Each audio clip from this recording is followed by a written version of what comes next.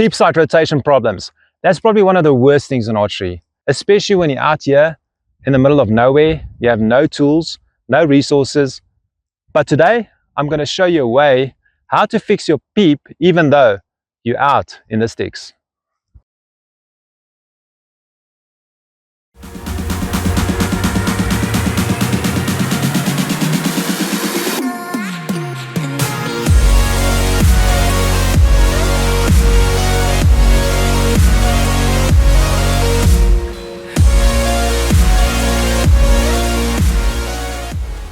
We've all been in this situation where your peep is not lining up, and honestly, this is probably one of the most requested questions I get when people visit me. It's just, they ask me, just fix my peep.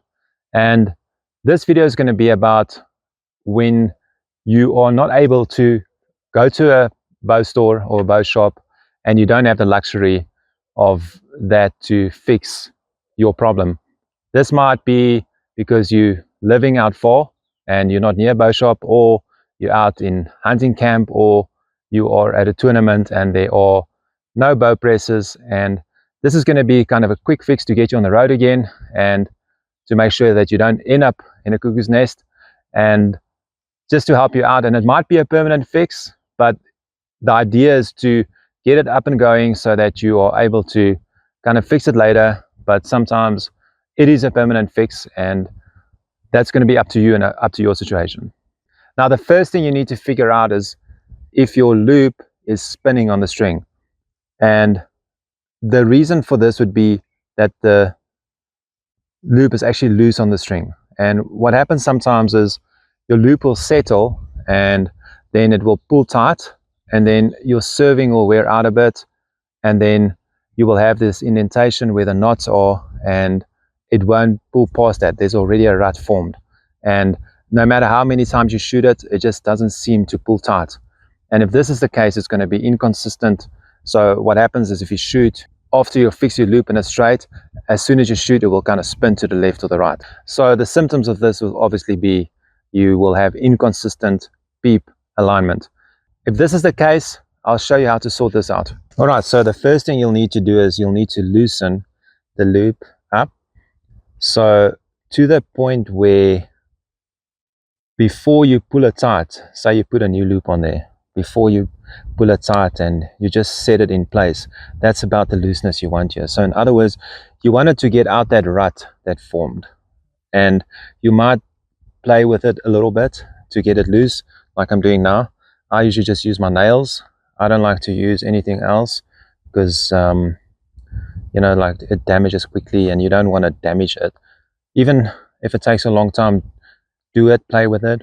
You can kind of get your nails in there if you have nails and just play with it. Eventually it will come loose, and then you just want it enough to get out of that rut. All right, so I've played about 5 minutes with this now, and you can see this is completely loose top and bottom. Okay, so I've got this loop loosened up to the point where it's as loose as a new loop will sit on there before you tighten it up. I do like to use caution when you use pliers to tighten your loops. The leverage you put on there and the strength of the pliers, you actually sometimes just pull through the serving.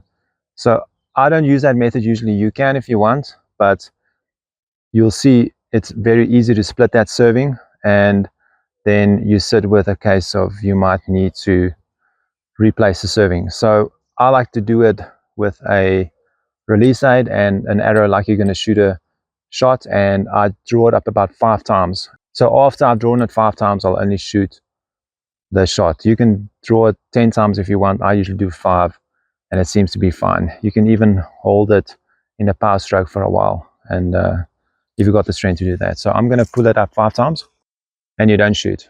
1, 2, 3, 4, 5. And guys, use obviously safety. Draw it on the range and draw it into a safe direction. And let's check it out. Okay, so here's my loop, and you can actually see it's sitting tight. When you test it, don't move it again so that you actually twist the loop out of alignment again, you can just press it lightly, but I can feel that it's tight on the serving. And you can shoot it a few shots and test it, but that will sort it out, or it should. And if you need to, you might need to replace the loop, but most of the times this will sort it out. If you felt your loop and it's snug on there and you don't have the problem of a spinning loop and it's slightly off, like in this case with this Peep, you can see it's sitting at a few degrees out, then the next solution might work for you. And all you're going to need is a piece of D-loop material that you cut and you burn on both ends.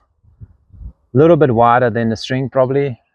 You know, if you're shooting a high poundage bow, it might, you know, take a while to get it in there, or a bit of resistance. So obviously the longer you have it, the easier it's going to get in, but I like to cut it short to make it neat. Also, don't put it in and then burn it on the string, because flames don't go well with strings. So keep the flame away from there and rather do it like a pre-cut, pre-burnt piece of material, and then you put it in. So how it works is we're going to slide this piece of D-loop material and we're going to just slide it in above the Peep where the strands are divided half and half, and we're going to push it all the way up. So you'll notice at this stage that if you have serving top and bottom, it's not going to work with this, because obviously you're not going to be able to get it all the way through. And even if you do and you have a press and you put it in above that piece of serving, the problem is that the piece of serving that you have on the top will actually decrease the effectiveness of this D-loop material sliding up and down, but you can still try it.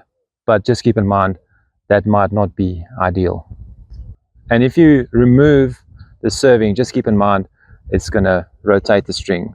It might count in your favor, or it might get worse if you take that serving off. So just keep that in mind. All right, so we're going to go ahead and slide this piece of D-loop material into the string. You'll see it's got a bit of resistance to get it in there, but eventually it goes. There we go, it's in. And now that it's in, you can actually play with this up and down, and you will get some sort of Peep side rotation effect on the string to align your Peep better. You can see I'm pushing it down and it's actually making it a bit straighter for me.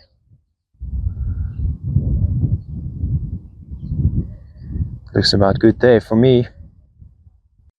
If your Peep is tied that way, with serving on top and bottom, you can actually use that as a tool to adjust your Peep side rotation. So by moving these together or out, you can actually make small changes to your Peep side rotation.